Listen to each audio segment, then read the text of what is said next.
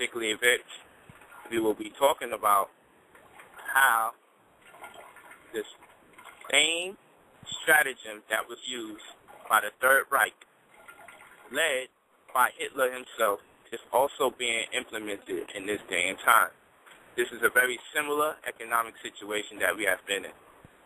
The question that we must ask is, when Hitler and his regime imposed all these different laws against the purported or so-called Jews, as well as a bunch of other people, but the Jews were the ones mostly exploited during that Holocaust, just to be fair and true.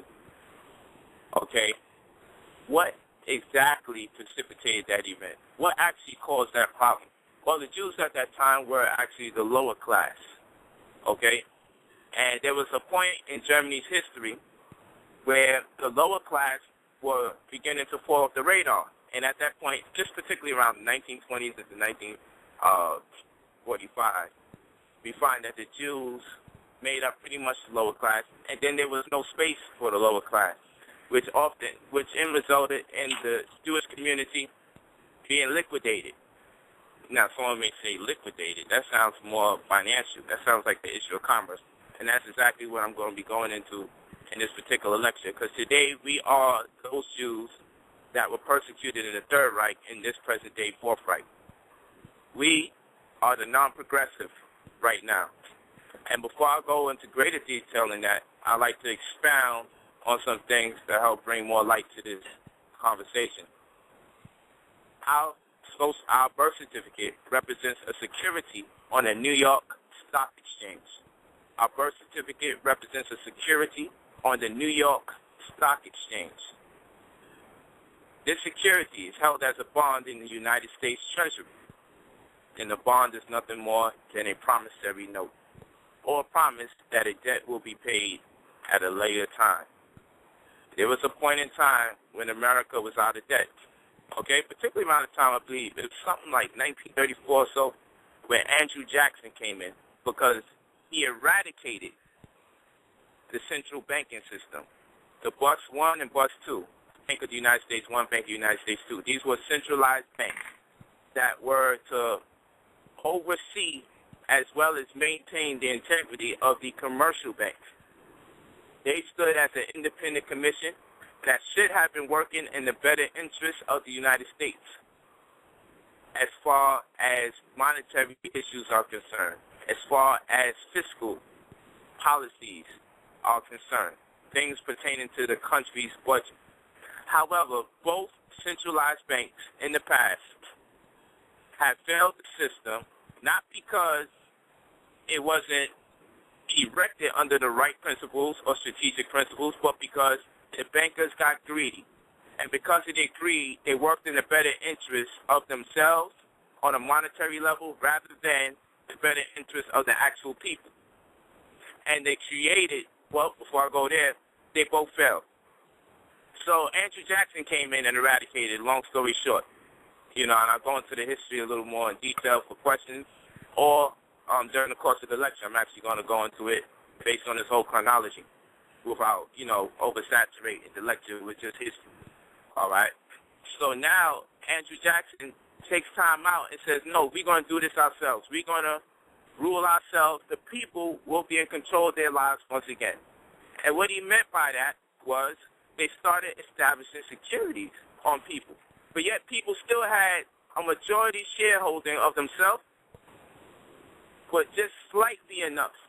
And the banks were starting to impose their power on the people's lives, working their way up to being the principal shareholders of the people. And we're going to go into that because we basically are stock. And not basically, we are stock. And what happens is, when Andrew Jackson left, the bankers found their way in.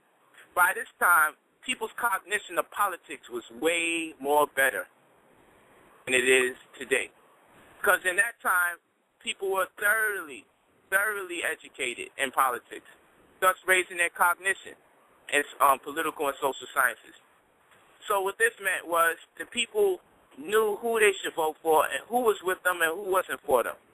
They were way more wiser than we are today. Today, America's top model, as well as Dancing with the Stars and all these other reality shows, so-called, have our minds filled with unnecessary information. And we can care less about anything pertaining to politics. So long as the man is black, running for president, let's just vote for him.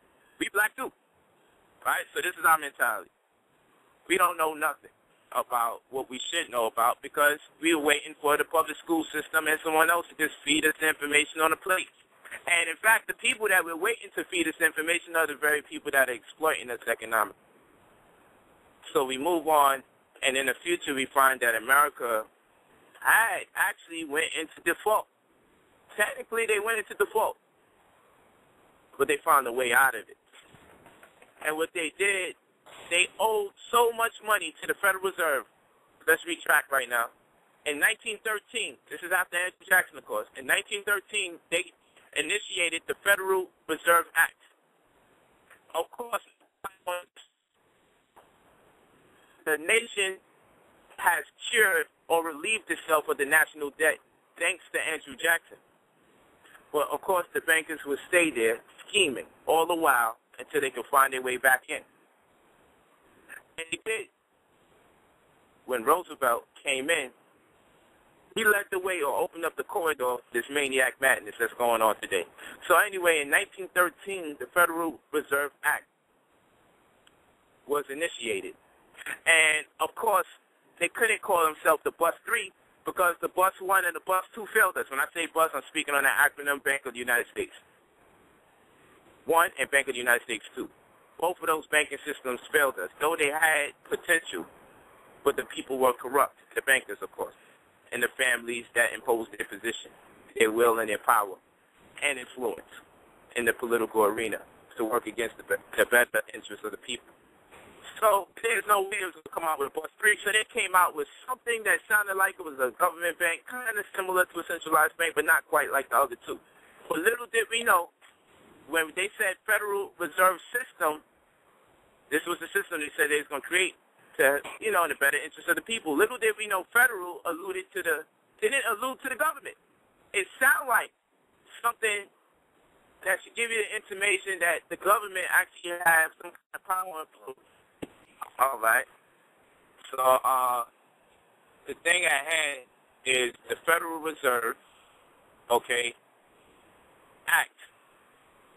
The name itself was very misleading because the Federal Reserve System implemented in 1913, when the word federal there alludes to a false reality. It's a false conviction. It gave people the impression that this was government ruled. Reserve, according to Article 1, Section 8 of the United States Constitution, Article 1, Section 8, clauses 4, 5, 6, 7, and 8, 9, tells you that we're supposed to have a standard system of measures and weights. This simply means that our money should be backed by gold, silver, something of value, Yet, reserve, there was nothing reserved. But the reservation they had to trick the people, and system, gave you the impression that this was a banking system, which it is not. So Federal Reserve System, all three of those words were strategically put there in succession to give the people at that time the wrong idea about the system that they was implementing. And in turn, they was able to set up their little cells in government and work their way back into the ranks and put us into the situation that we are in today. This was a well-thought-out plan, and it started before 1913. It actually started once it ended, because they said we're going to get back in the game and we're going to do it better this time, so it'll be even that much more harder for somebody to come in here and retrieve the security bond, and use it as a starter-up money or investment money. I ain't asking nobody for no money. I'll show you step by step in the book, and I'm showing upon the lecture and subject myself to any and all questions and how to do this and why it's so very important, because a lot of us are worrying about FEMA. A lot of us are worrying about the hostile takeover, the gas chambers, the new stadiums that's being created, those of us that really need before.